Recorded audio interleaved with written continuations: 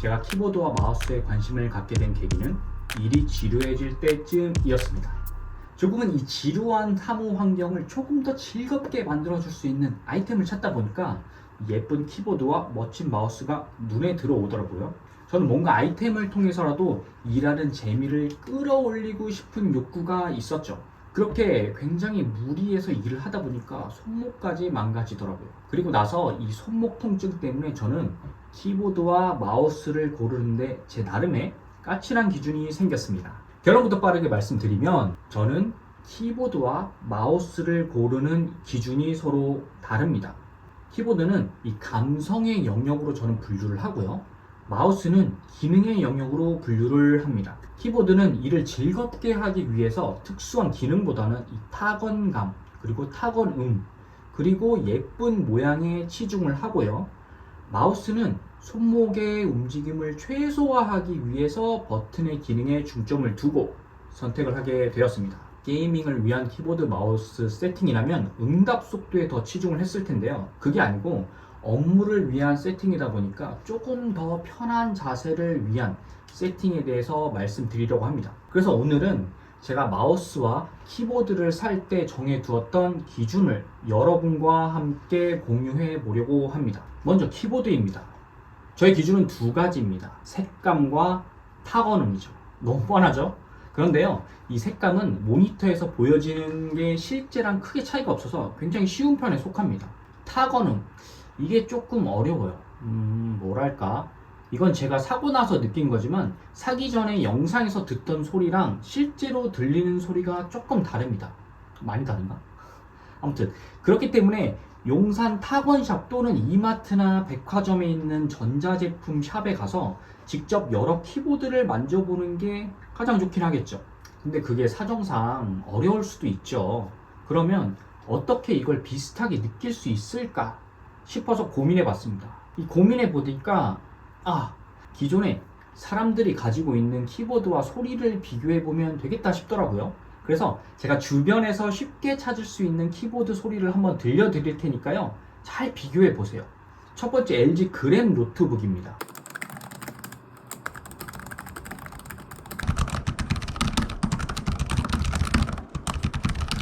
그 다음은 구형 맥북이죠.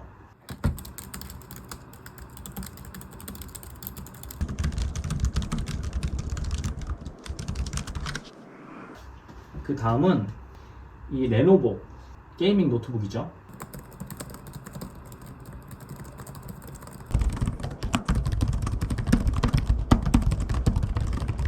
이 맥북이 노트북 중에서는 그래도 키감이 쫀득하니 좋다고 느껴지긴 합니다. 지금 갖고 계신 노트북이 있다면 잠깐 영상을 멈추고 비교해 보세요. 역시나 스피커를 들을 때와는 차이가 조금 있을 겁니다. 이 정도의 차이가 발생한다는 건 잘 기억하시고요. 이제 제가 가지고 있는 기계식 키보드 소리를 들려드릴게요. 그러면 실제로 느껴지는 소리와 스피커로 들리는 소리의 차이가 어느 정도 있다는 걸 알게 되실 겁니다. 제가 갖고 있는 키크론 Q1 노브 제품입니다.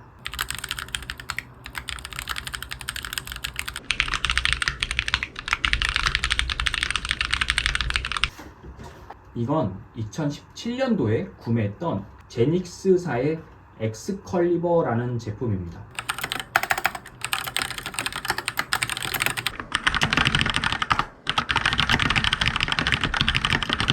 이것도 당시에 굉장히 비싸다고 생각을 하고 샀는데 지금 와서 타건을 해보니 통통 울리는 느낌이 있어서 이거를 다시는 못 쓸 것 같습니다.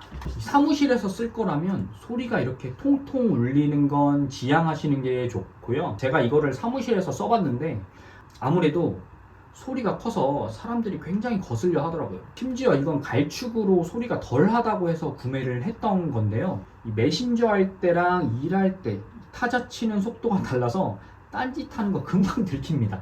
조심하세요. 그럼 사무용으로 어떤 키보드를 골라야 하냐, 어떻게 골라야 하느냐, 이 흡음재가 충분히 들어간 제품이 아무래도 좋습니다.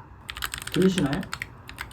어떤 축을 쓰시느냐에 따라 소리의 크기가 조금 달라지긴 할 텐데요. 그래도 이 소리를 줄이는 데는 흡음재의 역할이 가장 큽니다. 다음은 색상에 대한 내용인데요. 아무래도 키보드 색상을 고르는 게 가장 흥미진진한 부분이겠죠. 그냥 일반 검정색 보급형 키보드를 쓰다가 이 알록달록한 RGB만 들어가도 완전히 다른 세계인데요.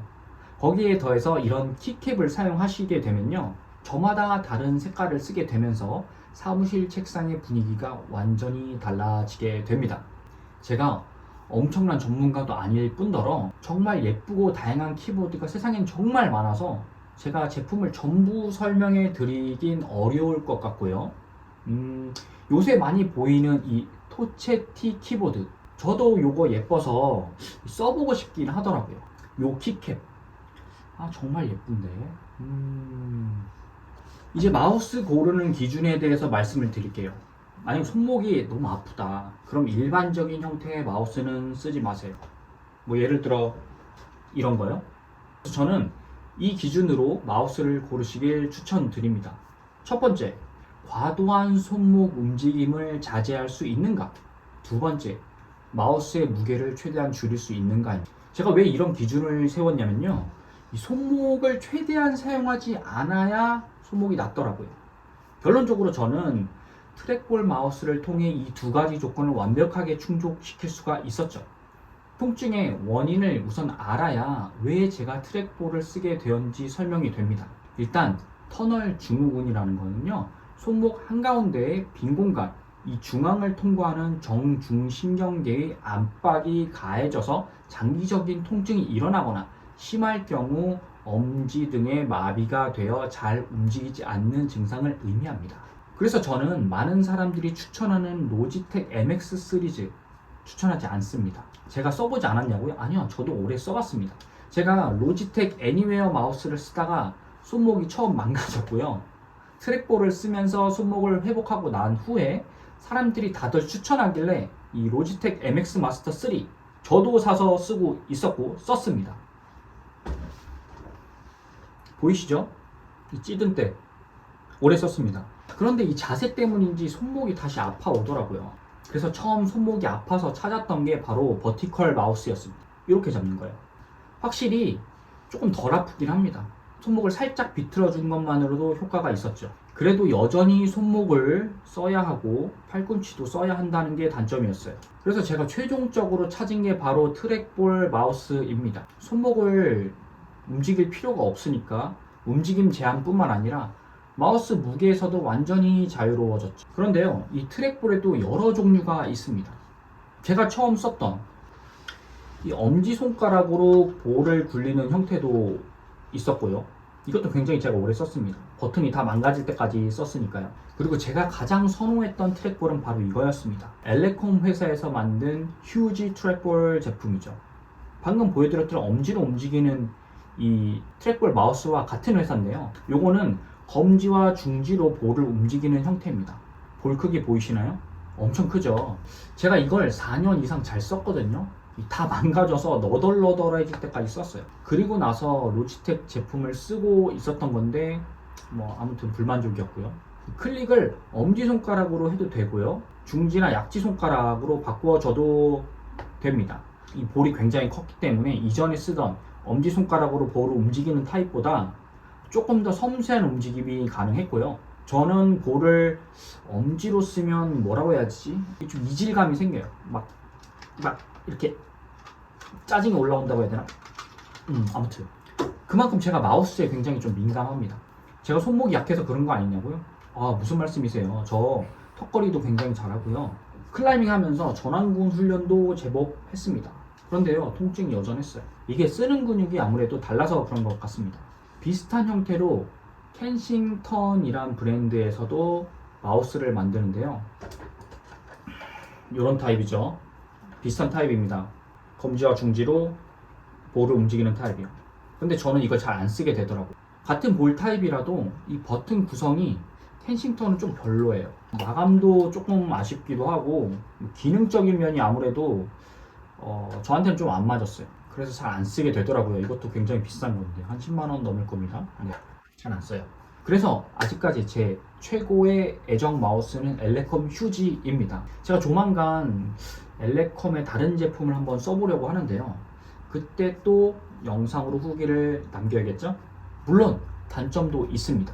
이 트랙볼은 적응하는데 그래도 한두 시간 정도 걸린다는 거? 타인이 내 자리에 와서 너 자료 좀 보자, 마우스 잠깐만 쓸게 라고 했을 때 적응 못하기 때문에 굉장히 어색해 합니다. 뭐 이건 장점인가? 아무튼 그래요. 오늘은 제가 키보드와 마우스를 고르는 기준에 대해서 설명을 드렸습니다. 손목이 아픈 분들이 이 마우스를 고를 때 기준 두 가지, 바로 손목의 움직임 제한과 마우스의 무게는 어떻게 줄일 수 있는지 말씀드렸죠. 근데 저는 트랙볼을 추천드렸습니다. 키보드를 고를 때 이건 타건은 감성의 영역이죠. 지금 갖고 계신 키보드와 영상에서의 소리 차이 한번 확인해 보시고요.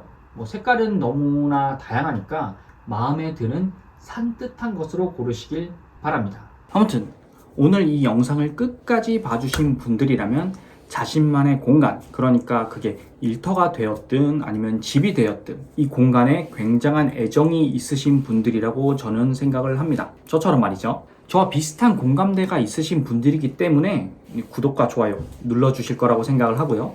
더 유익하고 재미있는 영상으로 다음에 또 찾아오겠습니다.